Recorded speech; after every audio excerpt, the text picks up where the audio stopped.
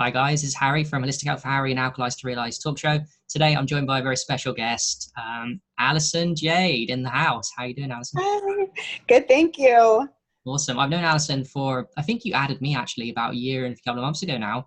And yeah, interesting to watch your journey transform from someone who I got the impression was into health, but at the beginning stages, I don't know if that's fair to say that, of your physical health journey. And I just watched you all these months grow and grow and grow and grow. And now you're in the position of, of getting me along with the ride. So we can talk about that later too. And yeah, I'm very proud to say to watch your growth. It's very rare to get to see someone develop, take such a sharp in a year. That's what I'm trying to say. So yeah, it's pretty Oh, impressive to see grow. thank you. Thank you so much. And it's so cool because I also I guess these journeys are like I'm learning so much from you, and it's so cool for you to think that like now, you're inspired by me. It's like that's how it is though, right? That's how we all are growing together. It's just sharing and inspiring and sharing and inspiring. Heal, help, repeat, I like to say actually. You heal yourself, then Mhm. you help others, and then you repeat because then you always have to go back and sort of, keep healing yourself. So Yeah, I love that. And you've been helping me a lot actually now. In a way, the situation reversed. You've got skills that I don't have, which in business and helping people in a very open platform too, and not caring what people think. So you're learning valuable lessons. Same with me. We've both got platforms now where we can really upset a few people and get indifferent and carry on with the mission. So yeah. mhm. Yeah. Anyway, let's start at the very beginning in case people don't know you, and give myself to remind us of your story. How did you get to the position you're in now in your life? I know it's such a broad question, but It was a defining time actually. So um well, I would say veganism was a tripwire for me into uh, like sort of a deeper healing and possibilities of things I didn't really know were possible with diet. So, so I always used I used myself as an experiment. And when I was where I was at was very low, and I knew I needed to. It was actually having children. So when I got pregnant was when it really kicked into gear that I got to get my my mental and spiritual and physical health in order. And because that's a big responsibility to be bringing in another human into the world. And I wanted to do it right. I just wanted to break old patterns that I saw in my lineage, and things that I guess we all say when we become parents is, how am I going to do things better? And so I took that job really seriously, and I wasn't actually planning to get pregnant. It happened as an accident, but like a gift mm, to me. I was actually on the surgery table having cysts removed from my ovaries. So mm, I was about to go under the knife when they told me you can't have the surgery because you're pregnant. mm. It was Wow. yeah, that was crazy. So it What's a, was like my sorry? whole, What's a cyst? Is that a physical health issue? That sounds like something bad. I don't know specifically. yeah, It's mad it's thing. like an accumulation of derma cells. So it's like as if skin Mm, collected in my ovaries to mm. create like almost like a tumor. Wow. So it was a benign, it wasn't cancerous, Mm. but sometimes if unchecked, they can turn cancerous. Whoa. Okay. And I didn't know that this was all happening in me. So it was when I had a regular routine checkup that they found these sort of benign tumors Mm, in my ovaries. And then by the time I was scheduled for my surgery, which was that morning that I was lying on the operating table for my first surgery, about to go under, they said to me, they all kind of came around it was just so surreal. They just said, "You're not going to have this surgery today. You're pregnant." mm, mm, And I was like, oh, I had been, just dating my husband well, he's now my husband, but he was mm. my boyfriend there, not very long, but he's an angel. So, I mean, it was sort of like this happened in my life. It felt like it was like a really big reality, like a wake up call. Mm. I was also really not prepared to be a mom. I had just turned 28, and I was, in this day and age, that's really young to have kids. So I felt like I didn't know anyone who had kids. I just wanted to do it right. And I started to see my life sort of, okay, I have to start making some changes. And then that was so early. That was way earlier because I only became vegan 3 years after that. But that's when I woke up to just needing to become better. I dealt with a lot of trauma before that. So I was really recovering. Like I was really, really in a low place at that point. So even like though Jared, who is an angel, like started dating me, I used to even push him away because I didn't think I was even worthy, like of love. Like I was really, Wow. yeah, I was like we all have low self-esteem then, low self-esteem, big time. very, right? yeah, exactly. I know. And that's something that I really, that's like a huge, like it's something a hurdle that's a huge thing I've overcome is that crippling low self-esteem.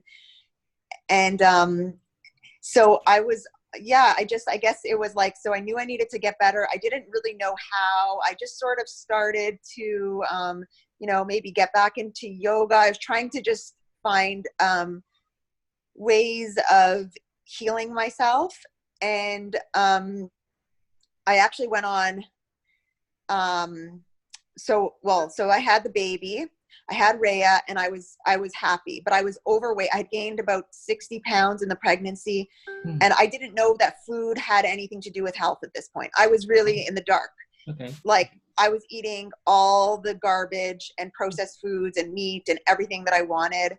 And I was just getting really, because before I met Jared, actually, I was on a bit of a health kick. And then Jared being like really into, junk food when I met him, I went all the way to his side, and I became like I indulged in all the junk and everything. And I started to develop eczema after pregnancy. Wow. So Did you get luckily postnatal depression out of interest as well? Postnatal depression is quite common with women. Some kind Yeah, I did have, like, I had more like an anxiety. It wasn't really a depression, but I was actually with Rhea, I was quite calm. It happened, like, Rhea's pregnancy was, I mean, aside from it being in the hospital and all the, things around that, like, it was a very good birth. And I felt like, even though I was not healthy really physically, because I was like so overweight, and I was so, I just like, it was easier than I had anticipated, because also my mother had very bad postpartum. So I was expecting to have it worse. So I was actually, it helped me just get better actually. So pregnancy and having the baby helped me to, it was starting to spark inside of me that need to just keep on getting better. Yeah. But I was still really heavily influenced by social norms around me and fitting in with everyone. So my biggest concerns were always like fitting in with other moms and just trying to like prove just trying to like fit into society. Like I was still really low self-esteem, even though, and that was something that I really, really knew I needed to work on, because like, when you have a mother with low self-esteem, it's very dangerous for the child, because that's contagious. Yes. Yeah. I mean, the dad too, but the mom especially. Yeah, definitely. Definitely. Yeah. For both parents. And it's like, so I really knew that self-esteem was something I really had to work on. And I started to do a few little things, like I created a little group on Facebook around that time of people who suffered from, I think it was around like, maybe the Me Too movement. And I was really trying to heal through like sexual abuse trauma, and and I knew I needed to heal in community. So I needed to help, like, in order for, like, I started to kind of understand that if I like to heal, I had to also get into a community of that and stuff. So I started to do that. And then it was only after I had Junie, my second daughter, that she was actually, the vegan thing started because she was dairy intolerant. So I just actually had to eliminate dairy. And that was like a really amazing blessing. Yeah. yeah, so I started to, when I eliminated dairy, I had very bad eczema. Before that, I had IBS. I had all these things that started to heal.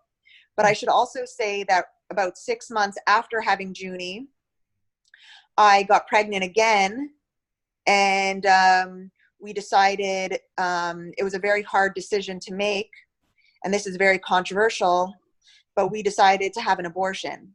Mm. So if I was going to have this abortion, I knew I'd have to be on lifelong antidepressants, because I did not actually want to have the abortion. My insides, like when you're alone, with in your body, you want to actually have the baby. But Jared didn't, and I wanted what's best for our family. We didn't have money to have, we lived in a tiny apartment, and we didn't have money to have 3 children. And also for environmental reasons and for other choices that we want to be able to have freedom in our life, I didn't want to have 3 children. So I'm very comfortable now. I haven't really talked about that openly ever, but Wow. So you really, I mean, just quickly, you really are healing yourself, because you just revealed something there that you probably wouldn't have done last year, right? That's the significant, that you're open-minded. Well, you're just healing to say those kind of things. You really are.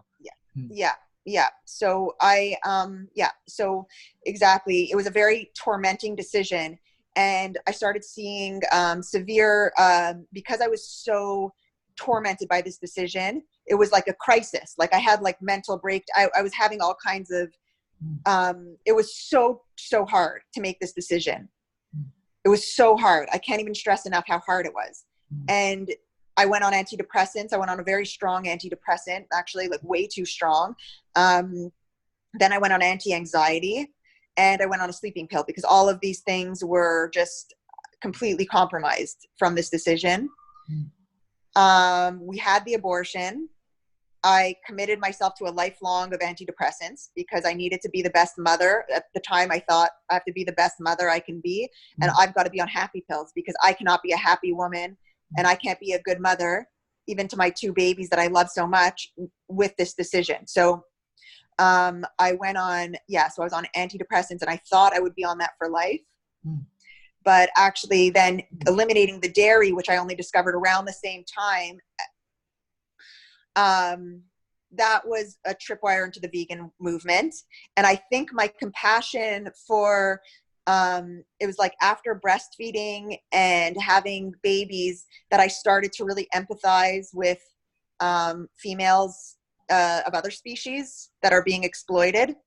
And the fact that I even had the privilege of making that decision to keep my baby or not was incredibly empowering, and made me also very troubled by how much in nature we don't allow females to have these decisions, because so often they're forcibly impregnated, and then their babies are taken away, and all of these things. So I became deeply sympathetic with animals. And that's when I started to, then I think What the Health came out, and that was a really big confirmation that I thought all along I need to eat the red meat because I'm low iron. And that's actually another thing that I learned when I was pregnant, was how low iron I was. So the doctors kept saying you have to eat more red meat, more red meat. Okay. Yeah. I'm so glad that I didn't listen to them. Once I watched What the Health and started to then go down the rabbit hole of healing through nutrition, through plant-based nutrition, then I started to heal myself and feel actually the effects right away, that I didn't need anymore. I actually cured my iron deficiency through the plant-based diet. And then I thought, that was just like the gateway. Like it was like, once I learned that we have we have control, first of all, of what we eat. Like we don't just have to listen to what everyone is doing. So that was like a big awakening. And just that how much we can heal ourselves with proper nutrition. And then I hit so many other levels. So when I added you as a friend, I learned we could also live without so much food, and we could also heal from all these other alternative, natural, free ways. So it was like, first I learned that food can heal you so much. And then I learned about the absence of food and fasting healing. And it's just been, I guess, like, it's just been like swimming through the wormholes Yeah. since then.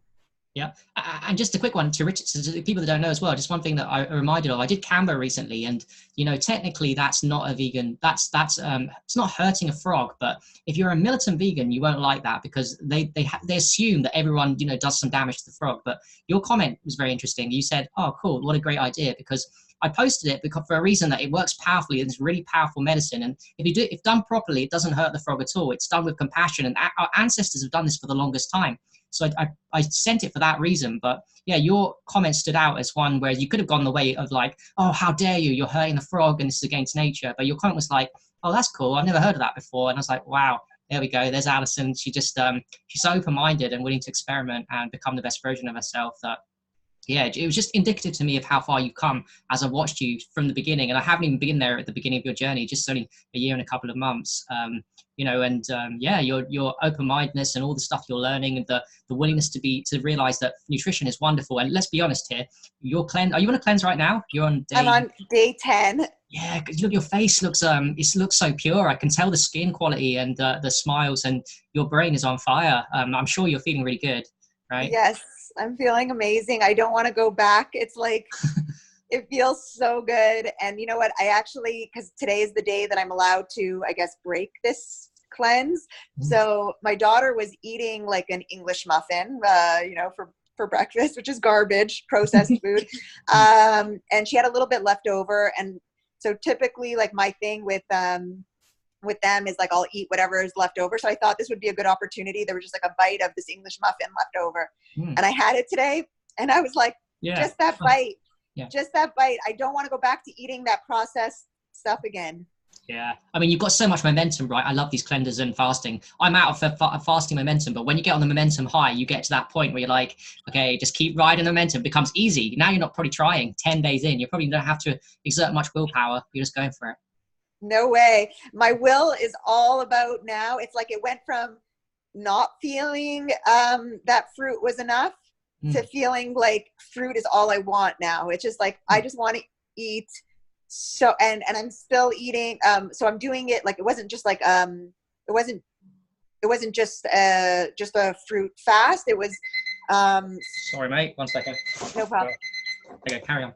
No problem. So yeah, like I start the day with greens that are very like nourishing on a cellular level. So you're having wheatgrass and some grains in there too. Like there's millet and amaranth and quinoa. So it's like non-gluten organic grains.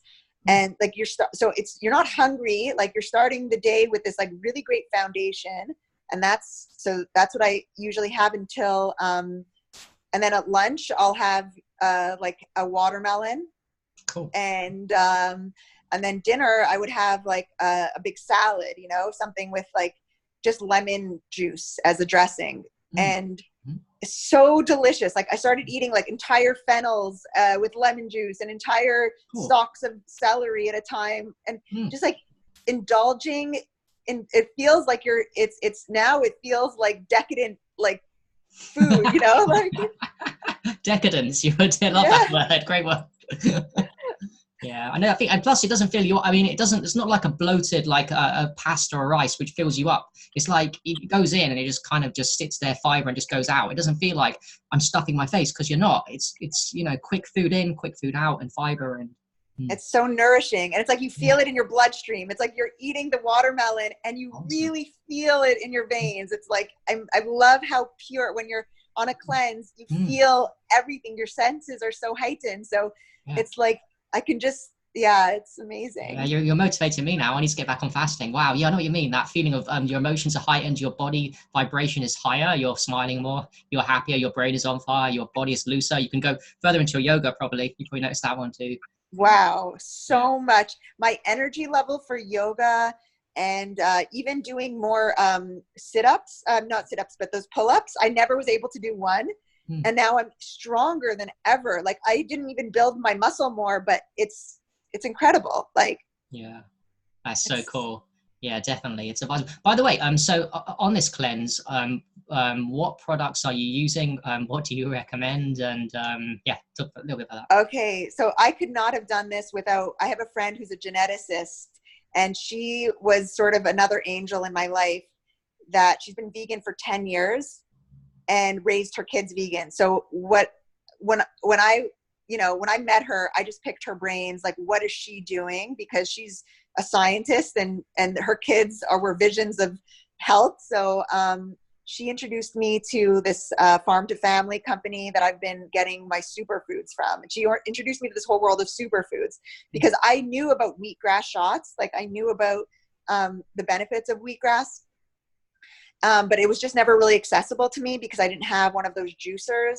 And to go to stores, it was like always very expensive to buy these things. So I never really saw them as accessible for daily consumption.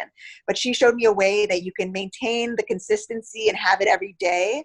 And that's with like ordering. So I ordered in raw dehydrated form all these superfoods. So I'm taking wheatgrass, I'm taking the spirulina, which these are all nature's multivitamins. And they're complete. Like, it's, and then because I actually did a gut cleanse on her recommendation too, which is something also from the same farm, which is it's called Biomedic. And that is it's a pre and a probiotic. And it also, it's an incredible, like, I encourage your audience to look into it. It's fulvic and humic acid. And it repairs your gut, and it also removes like glyphosate from your gut, which glyphosate, I'm sure you're aware of, it like deletes the medicine in our food. So basically that, like, our produce that we're buying from the grocery store often looks nice, but doesn't have the nutrition because it's been grown with all these pesticides. And it's also hurting us. And it's the cause of so many issues that we're living with right now. It's incredibly mind-blowing, this information that's coming out now. So when I started that's what helped me to absorb all of these amazing nutrients. And I started on this whole like lifestyle with what she recommended, which is tart cherry juice at night. Cool. Melatonin, high melatonin, you said, right? High melatonin and tart cherries. Yeah, and that's also helped me get off sleeping pills. So cool. Yeah, I was on sleeping pills until I started taking this, and I didn't need it anymore. All of this stuff helped me get off my medication. So the Biomedic being the gut repair, I didn't know how much that gut repair was really, really our brain. It's incredible what it, like, when I started taking the Biomedic, I started to feel like spiritually better. Like, I just felt so much more in control and clear minded.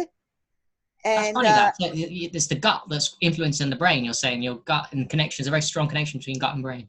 I reckon that's true. Yes. And I know that you found it through urine and other ways, and I experimented with it as well, and I felt it too. So there's so many ways that we can repair gut. But so many people just don't understand. They go on antidepressants like I did. I can't blame anyone because I was in the same place, but they do things. They think it's all external. They think that they have to have like a remedy or a pill to fix that. But we when we repair ourselves, we have everything we need to heal. So it's just a quick one. I was thinking whilst you're talking, I'm just thinking of medicine. Antibiotics destroy the gut microbiome, right? We know that. And what you just said about the gut and the brain. So if you destroy the gut microbiome of antibiotics, you're destroying your brain and how you think too. I just didn't think of that till you said about it. It's like, oh shit, antibiotics destroys your brain completely. Yes, absolutely. And the antibiotics actually that are in our world right now, that are in our water supply and in our soil, are actually destroying the microbiome of the earth. Wow. Yeah, that makes sense. Wow. And glyphosate, like you said earlier as well, all these things. Actually, glyphosate is an antibiotic. Isn't it an antibiotic, glyphosate? I think exactly. Yeah. It is. Yeah, it is. And it's killing all the bacteria. So it's killing the good and the bad. And it's just tragic what is going on right now. Like, it is just the state of our agriculture is disastrous. It yeah. really is. This is why, you know, the farming talks about and the products they're saying that in this farm, they monitor the amount of, they don't put any glyphosate on, and they've got proven records. Is that I'm correct that there's a certain reduction in glyphosate? They've got scientific studies to back up this the claims. Yeah. So actually in most protein, so pea protein, even the vegan proteins that you're buying, that people buy, contain a lot of glyphosate. And so especially it's especially in our grains and our wheat. And that's why in US where they spray more, people have more gluten intolerances. But in certain countries where they don't use glyphosate, they don't have at all any gluten intolerances. So yes, they have also, so Biomedic has a study around that it removes 75% of the glyphosate in our system, which could last up to 7 generations. So glyphosate mutates our DNA, and it's something that if we don't even feel the effects of it, our children's can feel the effects if we don't remove that. Crikey, I didn't know. That's fascinating information, and that could be why autism is going fucking crazy, because glyphosate came out in 1976 and autism rates around the fucking same time went really high, and now we're just getting ridiculous. And some predictions say 2050 there's going to be one in 3 kids going to be autistic. I don't know. I hope that's not true, but wow. If we don't do something about it, if countries don't ban this, because it's not even up to the farmers. The farmers are just trying to compete with each other, and they're just thinking of profit. So I almost can't blame the farmers. It has to be at a government level, like illegal. Yeah. And also they're saying now 1 in 2 people will get cancer, these are not normal statistics. These are not what we should be accepting as life, which so many people now just accept as part of. People aren't even dying of old age now. They're dying of cancer. Yeah. And just everyone has a story. Every single family I know has a family member with or who's recovered or who's died from cancer. And these cancers are also, since that 1976, those studies show that they're spiked incredibly since they started using this. So yeah, glyphosate is a huge one. I recommend people check out Zach Bush and he's golden info on that stuff, and it's very worrying. But yeah, at least there's some outlets that we've got that's still very conscious of glyphosate, like this farm, and they're consciously like trying to either create products that remove them from your system, or also consciously not putting glyphosate, which is probably common sense, you'd think. Like, why doesn't everyone do that? But you know, at least some people, so we can buy products now that they are not spraying, and they will prove that they're not spraying glyphosate at all on that. Yes, there's studies that prove it, and the farm is actually hundreds of miles away from anywhere where they've ever sprayed. So sometimes it's even in you can get it through neighboring farms or through the rain, because you know when you're close the rain. But they were organic before anyone else was organic. So it's the 30 years old farm that's been committed to just being organic, because they knew at the time when everyone was going with the sprays, because it was all the rage, and they could make way more money with the sprays, because that's where you get the nicer, bigger crops that don't get, eaten and all that stuff. But they use, biodiversity, or there's a way that they grow their stuff with natural ways to, the farmers, before they invented these awful chemicals, were doing, they did have amazing ways to keep crops from bugs and all this stuff. Definitely. I mean, they use manure, and also that I saw a program recently that rock dust, if you put it on the soil, what it does is it increases the nutrient levels. I know it sounds ridiculous. Increases the nutrient levels of the soil. So what I've always found in life, I don't know everything, but one solution I've realized is for every problem that we create as man, so we've got glyphosate, we've got vaccines, we've got all these EMFs, for every problem there is actually humans, and we have a solution. There is solutions being invented already out there. That, like you said, like the farm you're talking about. So I don't like the mindset of like, okay, it's doom and gloom and there's no hope. There's so much hope. There's not just our stories, but the amount of technologies and people like us coming up. We're abundant in ideas and solutions. We're not the only people going through this. There's so many of us now that are really coming together. So I love that you said that, because so many people live in the doom type of mentality. But we, first of all, that's manifesting. When you live in that, you're actually creating more doom and you're creating more problems. But I love that I switched my mentality to, instead of being anxious about the world, I'm now proactive and finding solutions to these problems, which is mentally and spiritually really helped me. And and bringing children into the world, to teach them how to come up with solutions instead of complaining. Because I know on Facebook, I'm sure you see it, I see so many people just complaining, just saying my life is shit, or I'm depressed, I'm anxious. And I try, and not everyone welcomes a solution. Not everyone wants to hear a solution. Some people want to live in this victimhood, but I love thinking now, switching my mindset to how are we going to find a solution to problems. Yeah. And the funny thing is, me and you and many others have been there. I've been a victim for the longest time. I couldn't admit my own problems. I'd like myself had really crippling low self-esteem. I still have low self-esteem now, but I work on it. So I'm happy with where I am in my journey. And yeah, it's a switch from, okay, look, life is shit and I'm a victim, to, do you know what? I'm going to start this long journey. Like Confucius says, the journey of 1,000 steps starts with a single step. Well, we've taken our step, and then you take one step, then you take another step, and then you get you're on a 10-day cleanse now, and it's getting pretty easy for you. And so now you've got momentum, and now you don't even have to use willpower, and now it becomes your personality and who you are. So you don't have to think about it. You don't have to exert, people in the morning sometimes have to use willpower to what clothes they're going to wear, and silly things that, in my opinion, don't matter in the grand context of, we're spiritual beings. But we're now using our willpower for bigger things, okay, now let's take on projects to change the world, instead of instead of fixing yourself, which we are still doing, now we can take on more. We can go bigger, go deeper. Yeah. When you start to heal yourself, you start to want to heal the world. It's because we're all connected, right? So we're not going to live as these healthy beings of light in a world that's dying around us. We want to be, it's contagious. So when you're healing yourself, you just, and also, like you said, so many people look at me and they say, oh, you're so disciplined. I could never have that discipline. But it's true. Like what you said, it just starts with one step. It's a domino effect. It doesn't take discipline anymore. There's no discipline involved. It's just when you start to feel better from doing one small thing, then that leads to another better decision, and that leads to another better decision. Yeah, then it becomes your personality, and then you're not doing it because it's good for you. You're actually doing it because that's who you are. And when who you are is becoming a better person, then it becomes momentous. And one question whilst we're talking about that, what advice would you give to someone that's a bit hesitant or doesn't have, they say they don't have a discipline. Is there any little tips you've got to start out with somebody that's really, because it's easy for us just to say, oh yeah, well, all these things. Is there something actionable that someone can do to change that? Yeah.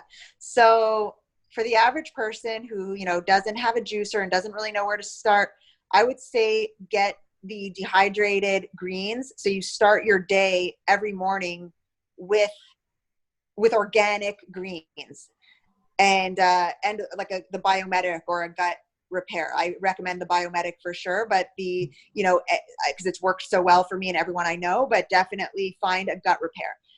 That is the place, that's the foundation. And I see foundation is we have to start with foundation. We can't start with bigger picture because it gets overwhelming. If you when I hear someone say I can't go vegan, it's just start somewhere small. So when you just start your day with green juice, see what you don't want to, your body isn't going to crave processed high salt and high junk food stuff. And it's interesting what you said, how they put the crushed rocks on the soil. So rocks are minerals, and minerals are so important for our body, and that's what you're getting when you're getting all these dark greens, and you're getting your B12, and you're getting all these things that are really we don't have access to normally. I would say start small. Start with a green juice in the morning. And that just sort of sets a domino effect of positive.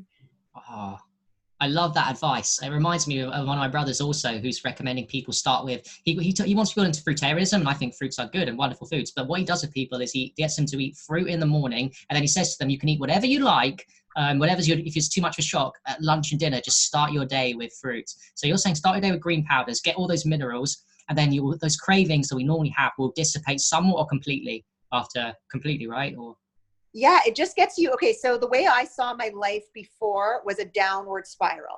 I was just downward spiraling until I had my first baby.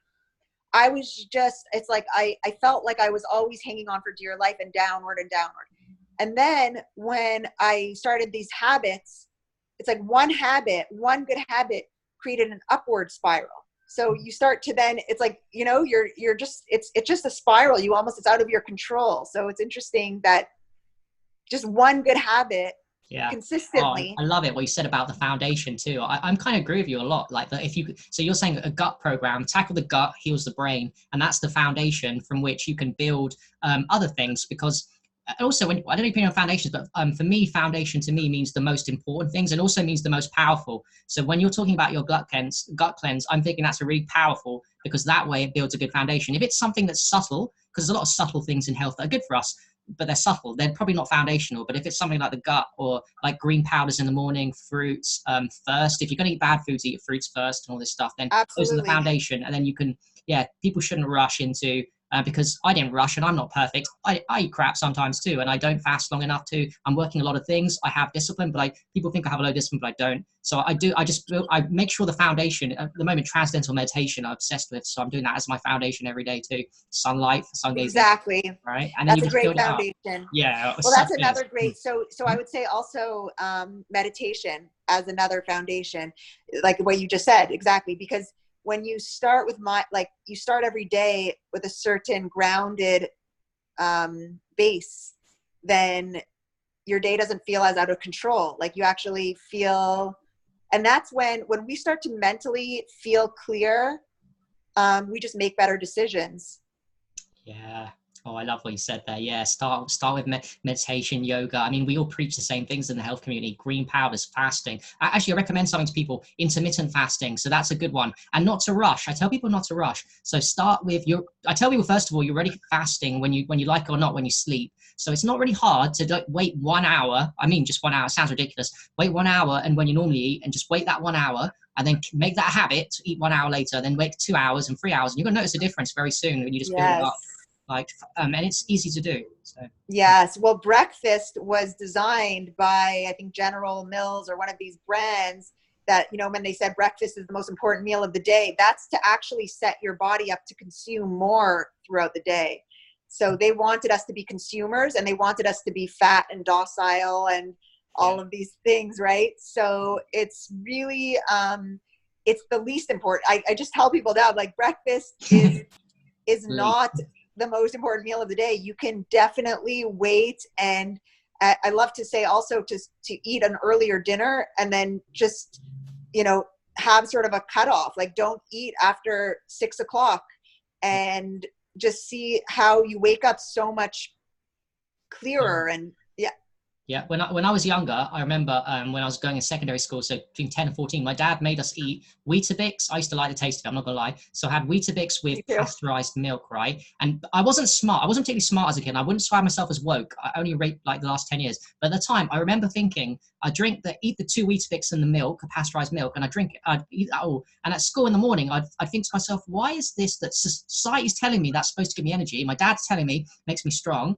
and I need it. And then I feel lethargic in my brain. I was wondering why this is not working. I was thinking my brain at that young age, why is this not working? This is making me feel tired. I feel worse. Oh, I'm so happy you said this. I'm so happy because I didn't even start I should have told, so I should say that when I was a kid, I was diagnosed with ADD, and okay. yeah, I was put on Ritalin like pretty young, like around 10, 11 years old, 11. And they thought that so you know what I was eating for breakfast every morning? No. I was having this big muffin. My mother would buy these muffins from Costco. You guys have Costco? No, but I know what it is. Yeah. You know, okay. So it's like this big box store, and we would, and I, you know, because it's in a muffin shape, you think it's healthy, but it's cake. So I was having cake every morning with a glass of milk. Wow, pasteurized milk. Lovely. And then I would be, so I remember being like around 10 o'clock, you know, being really hungry again, because it's like when you're eating these big breakfasts that are just sugar and carbs, you actually, your body starts to, it's like, I don't know, it starts to crave, I guess it's craving nutrients or something, but your body is not supposed to be eating that in the morning. So just how we're giving kids like these cereals, these sugary cereals and milk and all these things, and then diagnosing them with learning disabilities when they're not able to concentrate properly. Yeah. Oh, that's so key. And then feeding them sodas, and their parents giving them sodas, and at lunch queue they can buy acid soft drinks and are and like, oh yeah, carry on. I can't believe I used to have a Diet Coke and a bag of Doritos and a chocolate bar every single day, because we had a vending machine at the high school that just had only junk food in it, and that's what I would eat every day. Yeah. Wow. And then they wondered, yeah. Then they wonder why kids have bad skin, and they wonder why they're getting fat and all these things. And then they put them, I mean, I was put, because I had bad skin, I was put on Accutane. So there's always like this pill that they give you. Accutane, I've heard bad stories about that one. Yeah. Very, very bad. It made me very suicidal. It was, I didn't know that these were like side effects of the drug, but I was really like dark times for me when I had terrible skin, and it was just because of the diet. That probably fed into your low self-esteem, because you're self-conscious, you don't like yourself that much internally. The people are probably saying, oh, Allison, you're beautiful and you're a very nice person. You're probably like, no. And then you got the Accutane making it worse, the drugs. It's like, fucking hell, bad cycle. Yeah.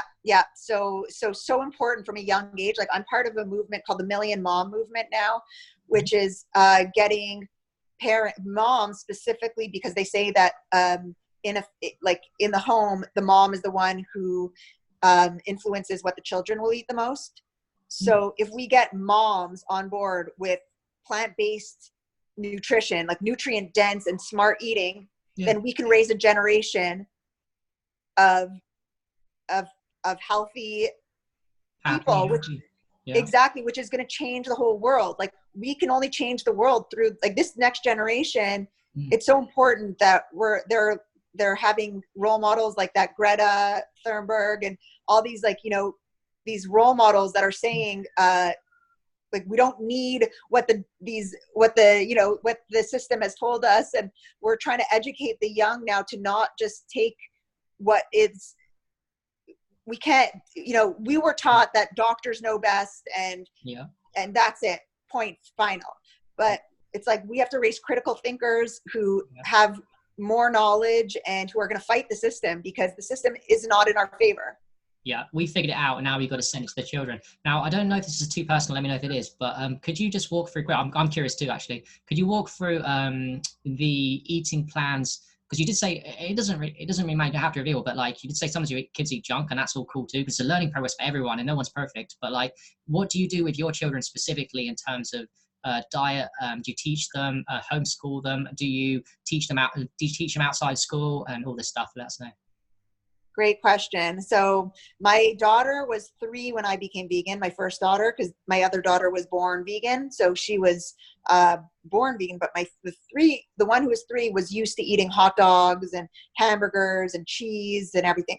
So, but kids are so smart. So when I became vegan, I never wanted to say no, make anything forbidden or make anything, because I wanted her to understand the reason behind it. So I just educated her on, she watched videos of like slaughterhouses, and because I thought it was important for her to understand that hot dog that she's eating, where it comes from, where the food comes from, how it's made. And it makes perfect sense to a child when she's watching that. She doesn't want to eat that. Like, no, So it was only when I realized later in life that the meat I was eating was actually an animal. It's like, kids don't understand. They're just given these things that don't look like animals. They don't look like meat, and they taste salty and delicious to the human palate. So they're not going to question it. But when they actually, make the association that it's animals, kids don't want to participate in that. They're not interested in eating. They don't look at an animal and think, I'm going to eat it. That's something that's so simple what you said. Yet I've never thought of it like that, because I don't have kids myself. So I've never had to think about these issues. But wow, that's true. So if you get them to the ground level of children of where their food comes from, at least knowledge that, then you've got a very good chance, if not a complete chance, of them, actually thinking, oh, wait a sec, because they have consciousness and like, holy shit, do I really want to eat this thing that's living like me, Yeah. Now I hear my daughter tell her friends to go vegan, and cool. she asks if everything is vegan. Anything she gets, she asks, is it vegan? Mm. She asks me, any person we meet, if she sees me talking to a woman outside, and you know, she sees me talking to another mom, she'll always like ask me, is that woman vegan? Is she vegan? Is like, she Cool. wants to know who's vegan and who's not vegan. She's very like curious about the whole thing, and she really gets it. Like they just deeply get it. So it's not hard to explain it to them. Mm. And I've never said, so if you go to a birthday party and she wants to eat the cheese pizza, Mm. like she can eat it. You know, I won't buy that stuff. So she knows that will never be in this home, and she knows that I'll never purchase anything like that. But if someone offers it to her, she'll, you know, I don't want I'm quite like, I guess, you know, she knows where it comes from, and she does oftentimes on her own, she just won't. Yeah. And if she does, she does. But, you know, it's hard. There's constant challenges. It's just a constant, working. Do you know, speaking whilst you're talking there, one challenge I think with kids is, this just come to me. So kids don't have the same level of self-awareness as an adult because their brain doesn't fully develop to their 30. So that means as a result, we have the self-awareness, most of us, when we eat certain food like dairy or something, we feel worse. We make the correlation, we make the dots, whereas a kid doesn't have that brain power. You know, they're beautiful souls, don't get me wrong, and have other great gifts so they can teach us, but they don't have the brain power to realize, okay, the dots between, okay, I've just eaten this piece of meat, okay, I've eaten this dairy, it's making me feel worse. They won't give me ADHD either. They won't connect the dots between, I wish they did, but you know, if they did, then it'd be perfect. But yeah. Well, that's true of most adults too. We don't make, it's like so many of us are just so used to discomfort and sickness that we actually take discomfort, like bloating and all these stomach cramping that people get after they eat. They just think, oh, like that's like, oh, I just ate a big meal, like normal to feel like shit, you know? And it's like, they don't know a different way because they've always felt that way. Yeah, that's so true too, isn't it? Like they like fall asleep at the telly, and like there's no, and then of course what they do is they'll go around with all their friends are sick too, so they'll chat and say, "Is this normal?" And then look at their friends, go, "Oh yeah, he has it too. He has arthritis at 50 and walking stick and 60 and 70." So this is why this is another thing why we're so important. We need to be people inside that mix of social circles, not just hiding away in a cave somewhere. We need to be around the people that we can influence subconsciously, so they have some in a social circle that's not like that. What they expect. So true. It's true because people accept old age as just normal, and people are aging, you know, quite young where they don't need to be. And when you look around you and everyone else is the same, you don't think there's a problem. But then when you see that other 81-year-old who looks like glowing and healthy, you think, okay, like that's a different standard. Like then you know, your standards maybe will change there. Definitely. But Well, one of the things I've noticed is when you ask, people are always interested, like those 100-year-old interviews, like what is the secret? They rarely say like good food nutrition, do they? They always say like feeling happy, which is really important. And actually I wish someone would come up and, you know, and be more 100-year-olds that's saying, you know, it's my food that's making me, my fasting that's making me like healthy. Yeah. I wish someone's like that. Well, we'll be those people for sure. Oh, Allison, we definitely will be. So we covered a little bit of your children, diet-wise. So it's wonderful that you've got kids that are actually just basically mimicking you as role models because you're both wonderful parents, no doubt. Do you teach them outside of school? Do you just let the school system? Because you can't, they're in school, right? You don't take them over to school, but do you just influence them by just letting them see what you do at home life and? Is that the way to do it? I have a really hard time with the school system right now. So I'm trying, because actually as we speak, I may even see, usually around this time, the milk truck comes to my daughter's school. And I always just see like all of the options they have is all dairy and animal products and processed foods. So I have to, out of my pocket, because it's a government school, it's public.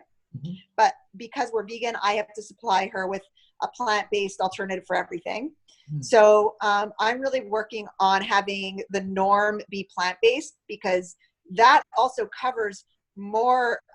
First of all, most people have a dairy intolerance or an allergy to dairy or animal products. And it's, you know, it should be the foundation, like the norm should be plant-based. Like if someone wants for some reason their child to eat animal products, I want that to be the exception. You know, I want to switch that because right now it's very hard to teach my daughter that, well, my daughter, luckily, and I'm going to say luckily again, because it's a blessing that my daughter had a dairy intolerance.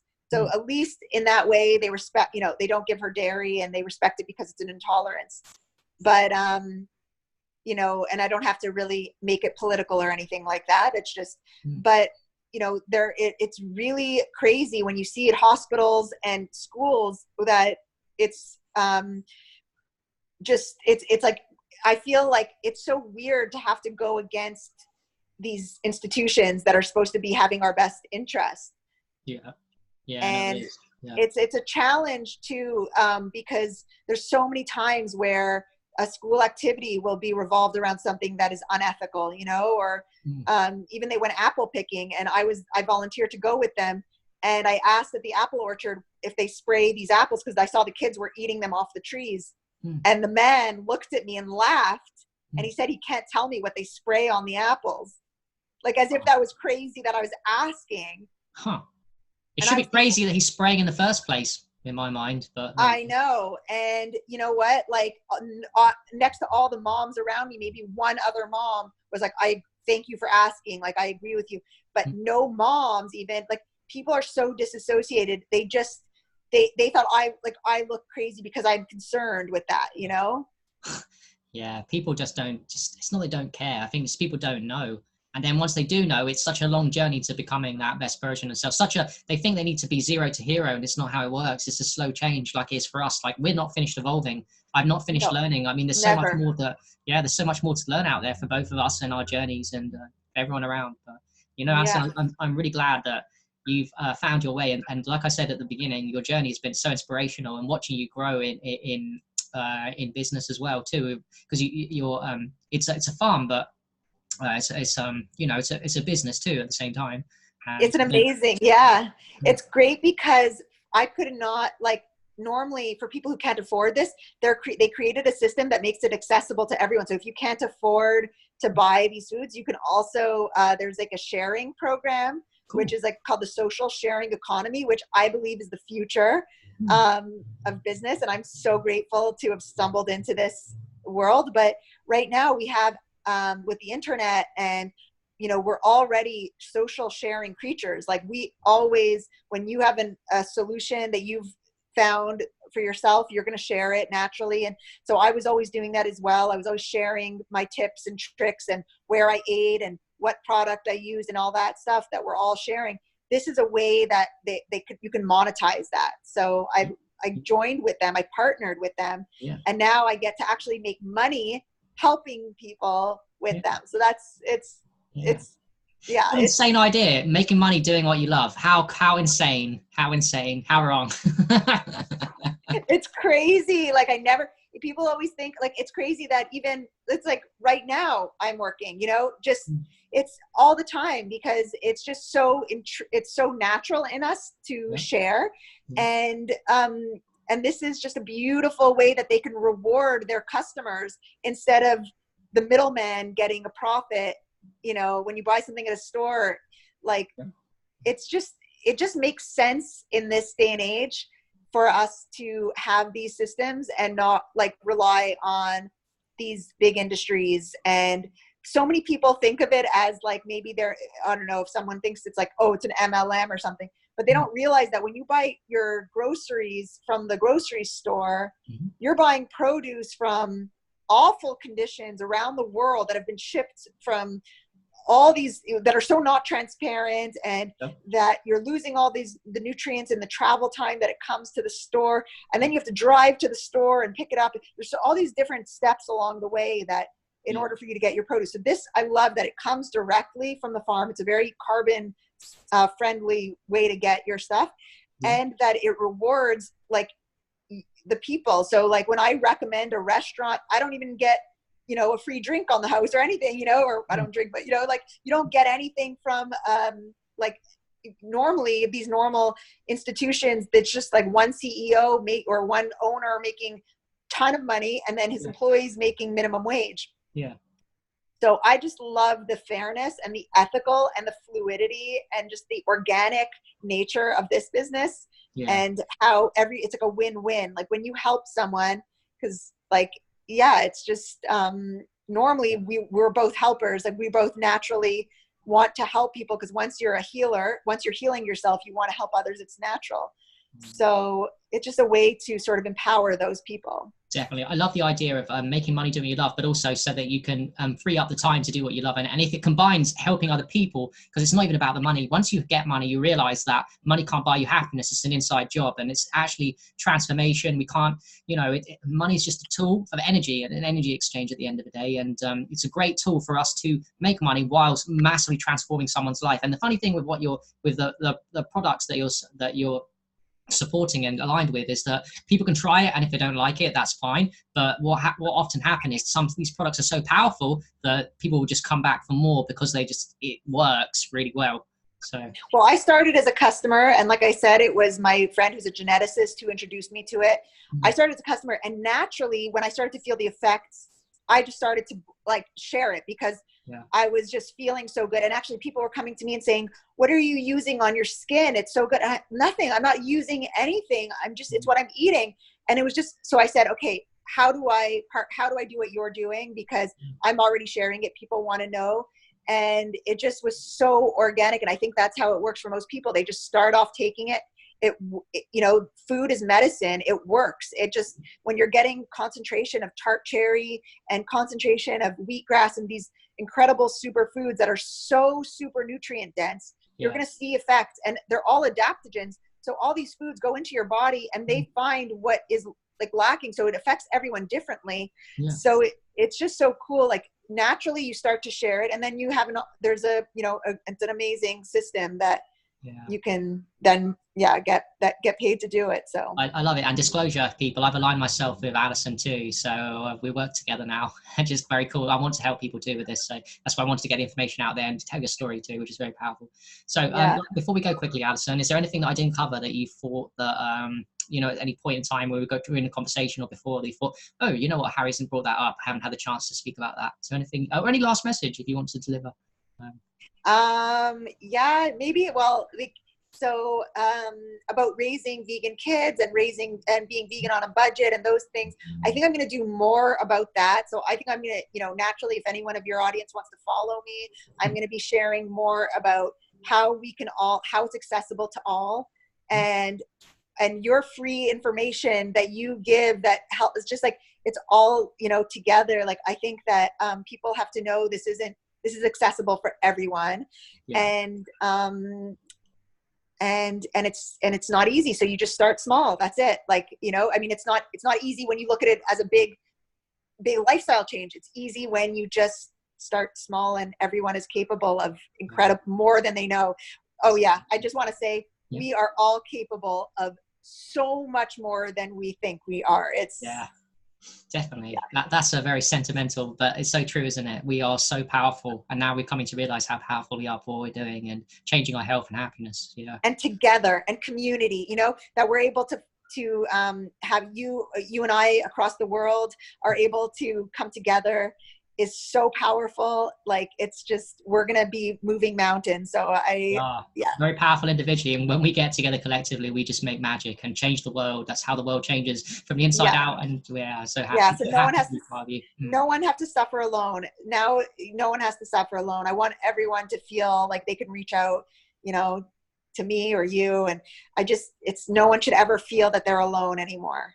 We should. Oh, thank you, Allison. I was actually a little teary. I'm not gonna lie. What you're saying was, and it's authentic too. But it's what you're saying, and the autism was like, oh shit, I'm starting to well up. So, thank you, and thank you everyone for watching too. I hope you enjoyed the podcast, and we'll definitely put. Should we just before you go, actually, your so the company, how can they find you if they were interested in your products? Do you want to just tell them? Sure, it's ishoppurium.com. Mm-hmm. And I know now you have the platinum. So the platinum is in Europe, and they can reach out to one of us for $50 off, because I have $50 gift cards. You have $50 gift cards.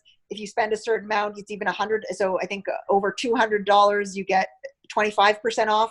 So it's really affordable when you reach out to one of us, and you or I could definitely help guide people through the site and through what they need because there's about 50 different superfoods. So there's beets, there's cherries, there's there's so many, like it's the future of food. And so I think within that, we know the best ones too. So really do come yeah, and hit us up with the really powerful ones, even though they're all good. Yeah. yeah. So definitely contact, I guess just reach out and maybe we can put a link or something after Sure. this. I'll tag you too. So your Facebook's on there. Do you have a YouTube channel as well? Yes. My YouTube channel is Kind Human. I think it may be actually Allison. I think it's Allison Jade. I was thinking Kind Human. I don't remember seeing Kind Human on that. Okay. I have to see, because my logo, my brand is Kind Human right now, and I have to see if it's in sync, because I think my email, my YouTube is still just Allison Jade. So try to find me at Allison Jade. Allison Jade. I think that will, and yeah.